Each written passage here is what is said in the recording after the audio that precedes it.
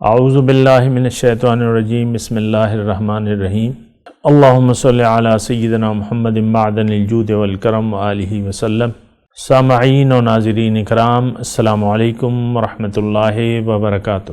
آج کا ہمارا موضوع یہ ہے کہ مقام احسان کیا ہے۔ دیکھیں، یہ مقام احسان ایک بہت بڑی حقیقت ہے، اور یہ دین کا اگر ہم کہیں کہ نچوڑ ہے تو بیجا نہ ہوگا، خلاصہ دین کا، کہ اگر آپ نے مقام احسان حاصل کر لیتے ہیں تو بس آپ کامیاب ہیں۔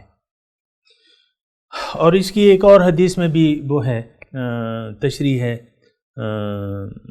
ایک صحابی کو حضور صلی اللہ علیہ وسلم عامل بنا کے بھجوا رہے تھے، ابن عباس ہیں یا معاذ ہیں، بہرحال ان دونوں میں سے کوئی صحابی ہیں، تو رخصت کر رہے تھے، وہ سوار تھے گھوڑے پہ اور جانے والے تھے، اور حضور صلی اللہ علیہ وسلم ان کو نصیحت کر رہے تھے۔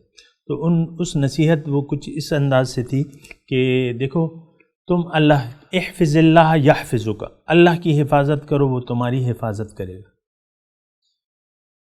اور اللہ کی حفاظت کرو، تم اسے اپنے سامنے پاؤ گے، اسے سامنے پاؤ گے۔ مطلب کیا ہے؟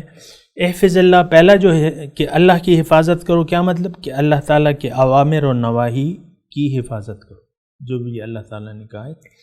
اور پھر دوبارہ یہی لفظ کا احفظ اللہ، اللہ تعالیٰ کی، یعنی اسی پر عمل کر کے تم اللہ تعالیٰ کو اپنے سامنے پالو گے۔ دو یکساں جملے، دو مختلف کیفیات۔ احفظ اللہ یحفظک، اللہ تعالیٰ تمہاری حفاظت کرے گا اور تم اللہ کے رحمت کے دائرے میں آ جاؤ گے۔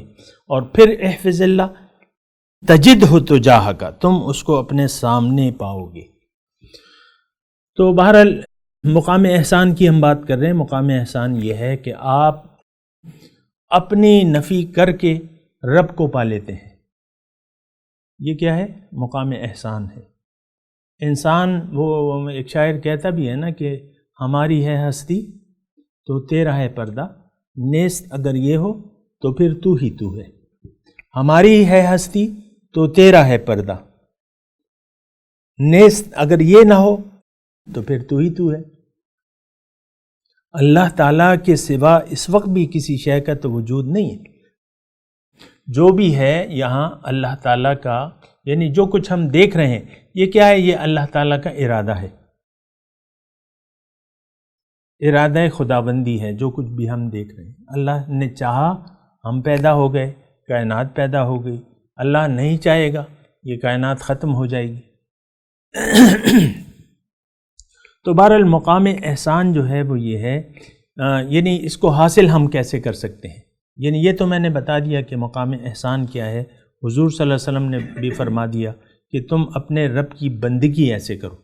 اب یہاں تھوڑا سا مطلب وہ ہمارے جو مغالطے لگ جاتے ہیں، وہ یہ ہے کہ ہم بندگی کو صرف چند عبادات کا مجموعہ قرار دے کے فارغ ہو جاتے ہیں۔ نہیں، تم وقت اپنا ایسا گزارو۔ ظاہر ہے کہ مومن کا ہر وقت جو ہے وہ ہمہ وقت بندگی میں مصروف ہوتا ہے، اللہ کی رضا کو پورا کرنے کے لیے وہ مصروف ہوتا ہے مومن جو ہے، تو ہر وقت وہ بندگی میں رہتا ہے اللہ تعالیٰ کی، کسی وقت بھی اللہ تعالیٰ کو بھولتا نہیں ہے، یعنی ہر وقت اللہ کی بندگی میں ہوتا ہے، اور وہ اپنے رب کو اپنے سامنے پاتا ہے۔ تو اب یہ ہے نا کہ مختصر طور پہ اس کی تو تفصیل زیادہ ہے، لیکن یہ ہے کہ مختصر طور پہ میں یہ بتاؤں کہ وہ جب تک ہم ہیں وہ نہیں ہے، جب تک ہم ہیں وہ نہیں ہے، اور جب ہم نے اپنے آپ کو دبا لیا تو وہ پھر ظاہر ہو جائے گا۔ یعنی اپنی خواہش کو دبا لیا، اپنے خواہشات کو دبا لیا، اور اس کے حکم کو غالب کر دیا، اس کی خواہش کو غالب کر دیا، تو وہ پھر تمہارے سامنے ظاہر ہو جائے گا۔ ٹھیک ہے نا؟ تو یہ مطلب اس کا وہ ہے کہ جب تک ہم ہیں وہ نہیں ہے۔ اس وقت تو آپ دیکھیں کہ ہمارا اپنا ہر جگہ، یعنی ہم نے اپنا ایک وجود رکھا ہوا ہے، ہمارا وجود ہے، یعنی ہماری خواہشات ہیں، یہ خواہشات جو ہے اس کی آپ نفی کر دیں تو پھر اللہ ہی اللہ ہے. یہ بات ہوتی ہے اس طریقے سے. وآخر دعوانا ان الحمد للہ رب العالمین. مولاي صل وسلم دائما ابدا على حبيبك خير الخلق كلهم.